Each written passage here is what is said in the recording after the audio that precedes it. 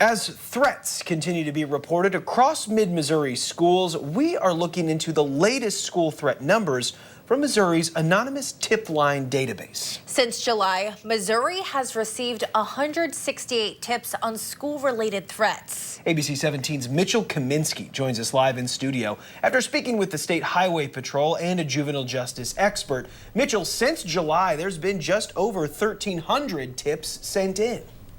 And Megan Lucas, the Highway Patrol tells me that not every tip they receive is related to school violence. However, they have to all be taken seriously. In the last 15 days, Mid-Missouri has already seen at least 12 school threat investigations. Right here, you can take a look at a map of where some of these threats have occurred. 4 students were taken into custody at Southern Boone following threats made between September 13th and 25th.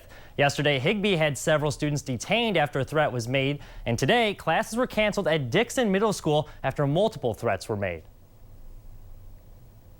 One of the things that we have going on right now, not just in Missouri, but really across the nation, is everyone is seeing an increase in these styles of threats. Threats to schools have skyrocketed around the country following an early September shooting at a high school in Winder, Georgia.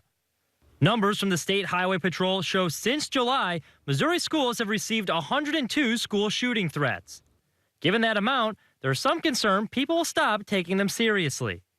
Sure, I think that can actually be a concern at any point in time where especially our youth may not take some of these things that they hear or see seriously, whether it be due to oversaturation or just not thinking, hey, this could actually happen. I think sometimes lost in this discussion, schools remain the safest place for children. And that might not seem obvious, but homes can be dangerous for children. That's where, abuse and neglect tends to happen. Clark Peters, an associate professor at the University of Missouri who studies criminal youth justice, says it's normal for teenagers to push boundaries, which makes it a difficult balance to hold them accountable.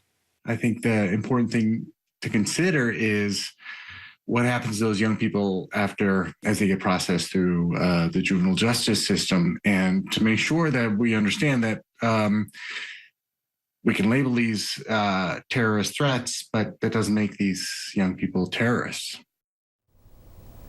Lieutenant Brown says that if you see a potential threat online, do not share it because it could cause more panic and confusion. He says the best thing to do is to screenshot it and send the tip to the authorities.